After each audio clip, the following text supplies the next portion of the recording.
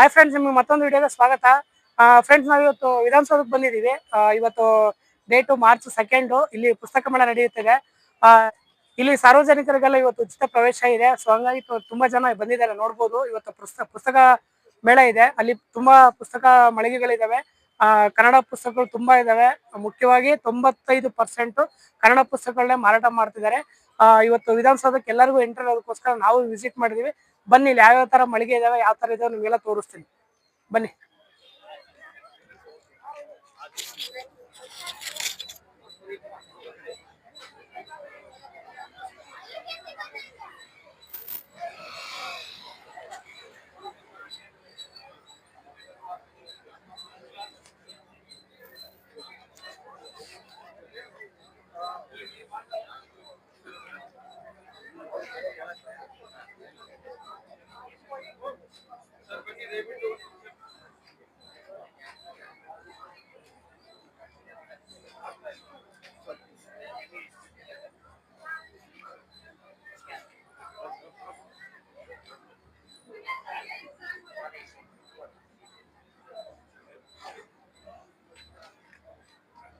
ನಾವೆಲ್ಲ ರಂಗಭೂಮಿ ಕಲಾವಿದರು. ಸಿನಿಮಾ ಮಾಡೋದಕ್ಕೋಸ್ಕರನೇ ಈ ಒಂದು ಕನ್ನಡ ಪುಸ್ತಕನ ಬರೆದು ಈ ಬುಕ್ ನ ಸೆಲ್ ಮಾಡಿ ಬರೋ ದುಡ್ಡಿಂದ ಸಿನಿಮಾ ಮಾಡೋದಕ್ಕೆ ಅಂತ ಹೊರಟಿದ್ದೀವಿ. ನಮ್ಮ ಸಿನಿಮಾದ ಪೋಸ್ಟರ್ ಇದು ಇಲ್ಲಿಗಲ್ ಅಂತ ಅಂದ್ಬಿಟ್ಟು. ಈ ಬುಕ್ ಒಳಗಡೆ 5 ಸಣ್ಣ ಕಥೆಗಳಿದೆ. ಮುಂಚೆ ಎಲ್ಲ ಅಜ್ಜ ಅಜ್ಜಿ ಅಂದ್ರು ಮೊಮ್ಮಕ್ಕಳಿಗೆ ಮಕ್ಕಳುಗಳಿಗೆಲ್ಲ ಕಥೆಗಳನ್ನ ಹೇಳ್ತಿದ್ರಲ್ಲ. ಸೊ ನಾವು ಕರ್ನಾಟಕದ ಒಂದಷ್ಟು ಬೇರೆ ಬೇರೆ ಜಿಲ್ಲೆಗಳಿಗೆ ಟ್ರಾವೆಲಿಂಗ್ ಮಾಡಿ ಅಜ್ಜ ಅಜ್ಜಿ ಹತ್ರನೇ ಕಥೆಗಳನ್ನ ಹೇಳಿಸಿ ಒಂದ್ 60 ರಿಂದ 70 ಕಥೆಗಳನ್ನ ಡಾಕ್ಯುಮೆಂಟರಿ ಮಾಡ್ಕೊಂಡಿದೀವಿ. ಸೊ ಅದರಲ್ಲಿ ದಿ ಬೆಸ್ಟ್ 5 ಕಥೆಗಳನ್ನ ಬರವಣಿಗೆ ರೂಪಕ್ಕೆ ತಗೊಂಡ್ಬಂದು ಇಂಪ್ರೂವೈಸ್ ಮಾಡಿ ಈ ಬುಕ್ ಒಳಗಡೆ ಇಟ್ಟಿದ್ದೀವಿ. 5 ಕಥೆಗಳು ಬೇರೆ ಬೇರೆ ಜಾನರ್ ಅಲ್ಲಿ ಇದೆ ಅಂಡ್ ಕನ್ನಡದ ಬೇರೆ ಬೇರೆ ಸೊಗಡಿನಲ್ಲಿದೆ.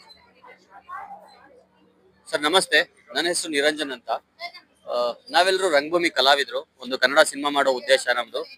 ಇಲ್ಲಿಗಲ್ ಅಂತ ನಮ್ಮ ಸಿನಿಮಾದ ಹೆಸರು. ಹೊಸಬರಾಗಿರೋ ಕಾರಣ ಎಲ್ಲೋ ಒಳ್ಳೆ ಪ್ರೊಡ್ಯೂಸರ್ ನಮ್ಗೆ ಅಪ್ರೋಚ್ ಆಗ್ಲಿಲ್ಲ.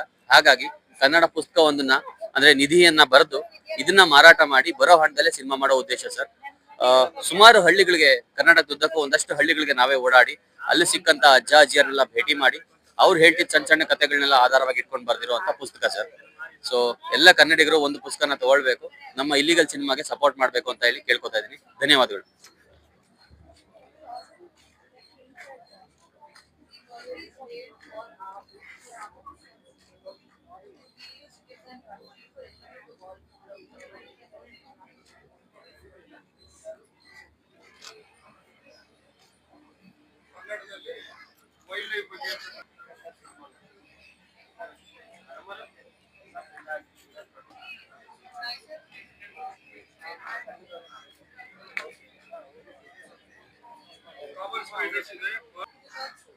ವೈಲ್ಡ್ ಲೈಫ್ ಕನ್ಸರ್ವೇಷನ್ ಗ್ರೂಪ್ ಇಂದ ನಾವು ನಮ್ಮಲ್ಲಿ ಕಾನನ ಅಂತ ಒಂದು ವೈಲ್ಡ್ ಲೈಫ್ ಮ್ಯಾಗಝೈನ್ ರನ್ ಆಗ್ತಿದೆ.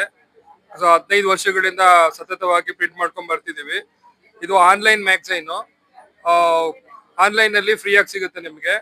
ಪರಿಸರ, ವನ್ಯಜೀವಿ, ಪಕ್ಷಿಗಳು ಮತ್ತೆ ಪ್ರಾಣಿಗಳು, ಚಿಟ್ಟೆಗಳ ಬಗ್ಗೆ ಡಿಸ್ಕ್ರಿಪ್ಷನ್ ಸಹಿತ ಚಿತ್ರ ಸಹಿತ ವಿವರ ಇರುತ್ತೆ. ನಮ್ದು ಕೆಲವೊಂದು ಪುಸ್ತಕಗಳಿದಾವೆ. ಚಿಟ್ಟೆಗಳು, ಪಕ್ಷಿಗಳು ಮತ್ತೆ ಬ್ಯಾಕ್ವರ್ಡ್ ಸ್ಪೈಡರ್ಸ್. ಆ ಸ್ಪೈಡರ್ಸ್ ಅವು ಬನ್ನರ್ಘಟ್ಟ ಮತ್ತೆ ಬೆಂಗಳೂರಿನ ಸುತ್ತಮುತ್ತ ಕಾಣಿಸ್ತಕ್ಕಂಥ ಪಕ್ಷಿಗಳು ಮತ್ತೆ ಚಿಟ್ಟೆಗಳು ಮತ್ತೆ ಸ್ಪೈಡರ್ಸ್ ಬಗ್ಗೆ ನಾವು ಕನ್ನಡದಲ್ಲಿ ಮಾಡಿದೀವಿ. ಅದರಲ್ಲಿ ಚಿತ್ರ ಸಹಿತ ಮಾಹಿತಿ ಇರುತ್ತೆ, ಅದರದ್ದು ಡಿಸ್ಕ್ರಿಪ್ಷನ್ ಇರುತ್ತೆ. ಮಕ್ಕಳು ಕೂಡ ತುಂಬಾ ಸುಲಭವಾಗಿ ನೋಡಿ ಗುರುತಿಸಿ ಕಂಡುಕೋಬಹುದು.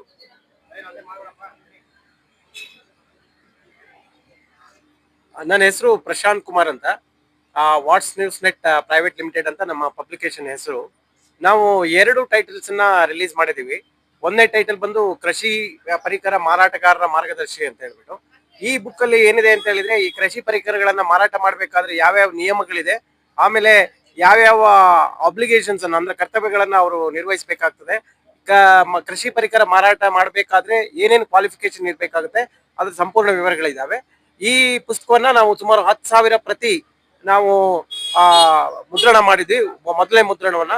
ಈ 10,000 ಪ್ರತಿ ಕೂಡ ಸಂಪೂರ್ಣವಾಗಿ ಖಾಲಿಯಾಗಿದೆ. ಈಗ 2ನೇ ಮುದ್ರಣಕ್ಕೆ ಹೋಗ್ತಾ ಇದೆ. ಈಗ ನಮ್ದು ಮತ್ತೊಂದು ಮಾಹಿತಿ ಹಕ್ಕು ಅಧಿನಿಯಮ. ಈ ಮಾಹಿತಿ ಹಕ್ಕು ಅಧಿನಿಯಮ ಪುಸ್ತಕದಲ್ಲಿ ಏನಿದೆ ಅಂತ ಹೇಳಿದ್ರೆ, ಮಾಹಿತಿ ಹಕ್ಕಿನ ಎಲ್ಲ ವಿಚಾರಗಳನ್ನು ನಾವು ತಗೊಂಡಿದ್ದೀವಿ. ಮಾಹಿತಿ ಹಕ್ಕು ಅಧಿನಿಯಮ ಅಂದ್ರೇನು, ಅದರ ಅಧಿನಿಯಮದಲ್ಲಿ ಆ ಅಡಿಯಲ್ಲಿ ಆ ಅರ್ಜಿಗಳನ್ನ ಹೇಗೆ ಸಲ್ಲಿಸಬೇಕು, ಒಂದ್ ವೇಳೆ ಮಾಹಿತಿ ಹಕ್ಕು ಅಧಿನಿಯಮದ ಅಡಿಯಲ್ಲಿ ಅಧಿಕಾರಿ ಮಾಹಿತಿಯನ್ನ ನಿರಾಕರಿಸಿದ್ರೆ ಮುಂದಿನ ಕ್ರಮಗಳೇನು, ಮೊದಲನೇ ಮೇಲ್ಮನವಿಯನ್ನು ಹೇಗೆ ಸಲ್ಲಿಸಬೇಕು, ಎರಡನೇ ಮೇಲ್ಮನವಿಯನ್ನು ಹೇಗೆ ಸಲ್ಲಿಸಬೇಕು, ಮೂರನೇ ಮೇಲ್ಮನವಿಯನ್ನು ಹೇಗೆ ಸಲ್ಲಿಸಬೇಕು, ಇದೆಲ್ಲ ಮಾಹಿತಿಗಳಿದ್ದಾವೆ. ಮತ್ತೆ ಎಲ್ಲ ಪ್ರಮುಖ ಜಡ್ಜ್ಮೆಂಟ್ಗಳು ಮಾಹಿತಿ ಹಕ್ಕು ಅಧಿನಿಯಮ ಜಾರಿ ಬಂದ್ಮೇಲೆ ಯಾವ್ಯಾವ ಕೇಸ್ಗಳಲ್ಲಿ ಯಾವ್ಯಾವ ಜಡ್ಜ್ಮೆಂಟ್ ಆಗಿದೆ, ಇದು ಎಲ್ಲ ಮಾಹಿತಿಗಳನ್ನು ನಾವು ನೀಡಿದ್ದೇವೆ. ಈ ಪುಸ್ತಕನು ಕೂಡ 5,000 ಪ್ರತಿಗಳನ್ನ ಹಾಕಿದ್ವಿ, ಮುದ್ರಣ ಮಾಡಿದ್ವಿ. ಆ 5,000 ಪ್ರತಿಗಳು ಕೂಡ ಇನ್ನೇನು ಮುಗಿಯುವ ಹಂತದಲ್ಲಿದೆ. ಉತ್ತಮವಾದಂತಹ ಪ್ರತಿಕ್ರಿಯೆ ಜನರಿಂದ ಲಭ್ಯ ಆಗ್ತಾ ಇದೆ. ಈ ವಿಧಾನಸೌಧದ ಆವರಣದಲ್ಲಿ ಇದೇ ಮೊದಲ ಬಾರಿಗೆ ಈ ಪುಸ್ತಕ ಮೇಳವನ್ನು ಆಯೋಜಿಸಿದ್ದು, ಇನ್ನು ಪ್ರತಿ ವರ್ಷ ಕೂಡ ಮುಂದುವರಿಸುತ್ತೇವೆ ಅಂತ ಮುಖ್ಯಮಂತ್ರಿಯವರು ಭರವಸೆಯನ್ನ ನೀಡಿದ್ದಾರೆ.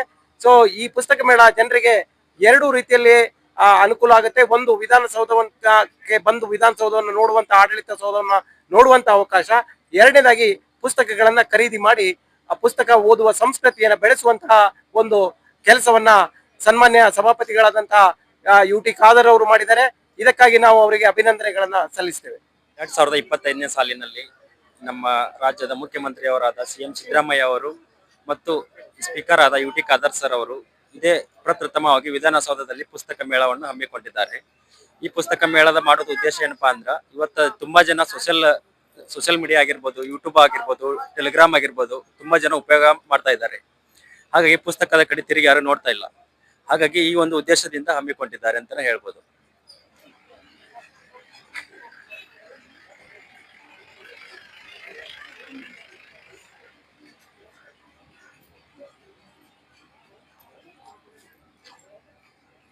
ಆತ್ಮೀಯರೇ, ಪ್ರಪ್ರಥಮ ಬಾರಿಗೆ ವಿಧಾನಸೌಧದಲ್ಲಿ ಪುಸ್ತಕ ಮೇಳವನ್ನು ಏರ್ಪಡಿಸಿದರೆ ಬಹಳ ಸಂತೋಷದ ವಿಷಯ.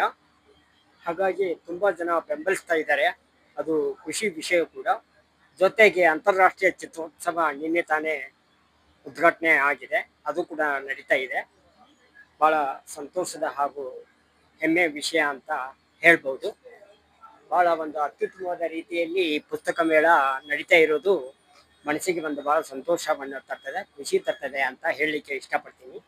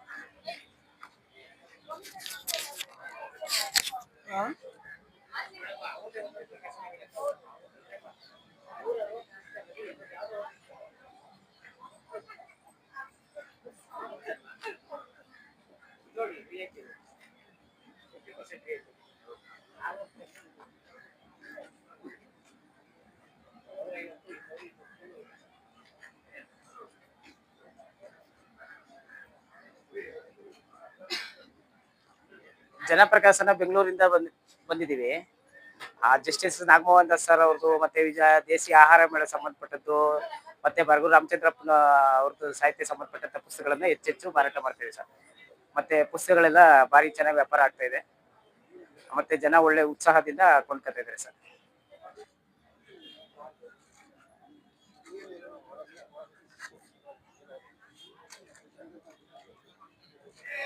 ನಮ್ದು ರೂಪಶ್ರೀ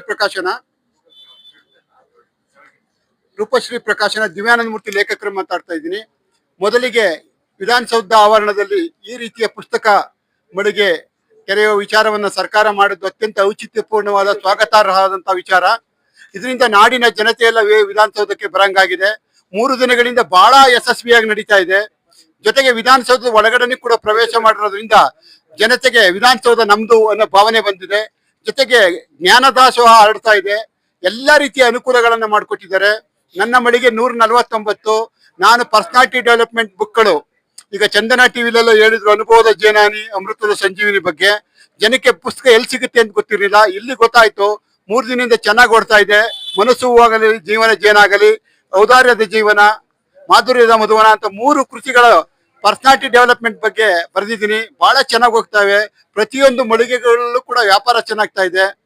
ನನ್ನ ಈ ಒಂದು ಪ್ರಯತ್ನ ನಮ್ಮೊಂದು ಸಾಧ್ಯ ಆಗ್ಬೇಕಾದ್ರೆ ಸನ್ಮಾನ್ಯ ಮುಖ್ಯಮಂತ್ರಿಗಳು, ಉಪಮುಖ್ಯಮಂತ್ರಿಗಳು, ಮತ್ತೆ ವಿಶೇಷವಾಗಿ UT ಖಾದರ್ ಸರ್ ಸಭಾಧ್ಯಕ್ಷರು, ಬಸವರಾಜ್ ಹೊರಟ್ಟಿ ಸರ್ ಸಭಾಪತಿಗಳು, ಇವರೆಲ್ಲ ಕರ್ನಾಟಕದ ಇತಿಹಾಸದಲ್ಲಿ, ವಿಧಾನಸೌಧದ ಇತಿಹಾಸದಲ್ಲಿ ಒಂದು ಮರೆಯಲಾಗದ ಕಾರ್ಯಕ್ರಮವನ್ನ ಮಾಡಿದ್ದಾರೆ ಸರ್. ಇದು ಎಲ್ಲಾ ಜನರನ್ನ ವಿಧಾನಸೌಧಕ್ಕೆ ತಂದಿದೆ, ಸಾಹಿತ್ಯದ ಹತ್ರಕ್ಕೆ ತಂದಿದೆ. ಇದು ಬಹಳ ಮನಸೆಳೆಯುವ ಕಾರ್ಯಕ್ರಮ. ಇದು ಪ್ರತಿ ವರ್ಷ ಹೀಗೆ ಮುಂದುವರಿಯುತ್ತದೆ. ಇದು ನನ್ನ ಈಗ ಕೃತಿಗಳು ಮನಸ್ಸು ತಟ್ತಾ ಇವೆ. ಜನಗಳು ಬಹಳ ಸೇಲ್ ಆಗ್ತಾ ಇದೆ ನನ್ನ ಎಲ್ಲಾ ಪುಸ್ತಕಗಳು. ನಾನು 40% ಡಿಸ್ಕೌಂಟ್ ಕೊಟ್ಟಿದ್ದೀನಿ ಸರ್. ನೇರವಾಗಿ 40% ಪುಸ್ತಕ ಕೊಟ್ಟಿದ್ದೀನಿ. ಡಿಸ್ಕೌಂಟ್ ಚೆನ್ನಾಗಿ ಹೋಗ್ತಾ ಇದೆ ಸರ್.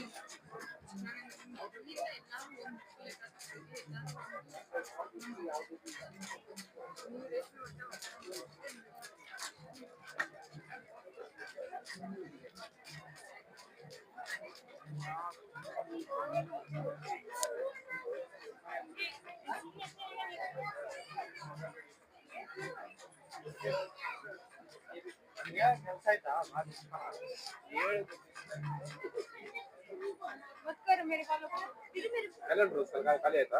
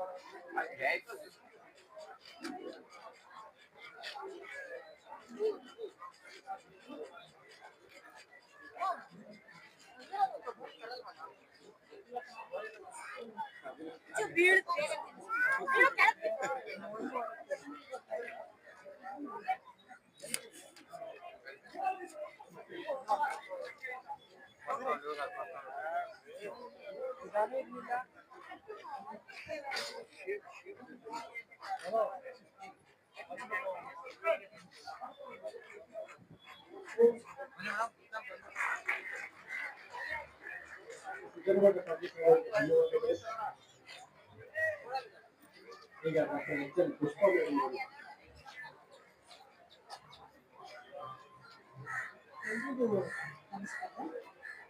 ಇದುವರೆಗೆ ನರಕಲಿ ಸಭೆಯಲ್ಲಿ ಮತ್ತೆ ಇದು ಕೂಡ ಓದಿನ ಸುಖಗಳ ಮಾತುಗಳನ್ನು ಕೇಳಿದೆ. ನನಗೆ ಯಾಕೆ ಈ ಸಭೆಯಲ್ಲಿ ಬಹಳ ವಿಶೇಷ ಅನಿಸುತ್ತೆ, ಈ ಒಂದು ಇರುವಂತಹ ವಾತಾವರಣನೇ ಬಹಳ ಭಿನ್ನವಾಗಿದೆ. ಒಂದು ಕಡೆ ಕೇಂದ್ರದ ನೆರಳು ಅಂಧರ ಕರ್ನಾಟಕ ಅಂಧರ ಸಾಹಿತ್ಯ ಪರಿಷತ್ತಿನ ಮೂಲಕ ಪ್ರಕಟಗೊಂಡಂತಹ ಒಂದು ಚೊಚ್ಚಲ ಕೃತಿ ಕೇಂದ್ರದ ನೆರಳು ಕವನ ಸಂಕಲನ. ಈ ಇಡೀ ಕೃತಿಯ ಆಶಯ ಇದೆಯಲ್ಲ, ಇಡೀ ಕೃತಿಯಲ್ಲಿ ನಮಗೆ ಮೈತರದಂತ ಕವಿತೆಗಳ ಮೂಲ ಆಶಯ, ನಮ್ಮ ಅಂಧ ಕವಿಗಳ ಆಶಯ ಯಾವ್ದಪ್ಪ ಅಂತ ಹೇಳಿದ್ರೆ, ನಾವು ಜಗತ್ತನ್ನ ನೋಡ್ತಾ ಇಲ್ಲ, ಆದ್ರೆ ಜಗತ್ತು ನಮ್ಮನ್ನ ನೋಡ್ತಾ ಇದೆ ಎನ್ನುವ ಒಂದು ಸೂಕ್ಷ್ಮ ಪ್ರಜ್ಞೆಯನ್ನ ಇಟ್ಟುಕೊಂಡ ರೀತಿಯಲ್ಲಿ ಪ್ರಕಟಗೊಂಡಂತಹ ಅಥವಾ ಮೈತಳದಂತಹ ಕವಿತೆಗಳು ಇಲ್ಲಿ ಈ ಕೇಂದ್ರದ ನೆರಳು ಕವನ ಸಂಕಲನದಲ್ಲಿ ಒಳಗೊಂಡಿದೆ ಅಂತಕ್ಕಂಥದ್ದನ್ನು ನಾನು ಈ ಕೃತಿಯ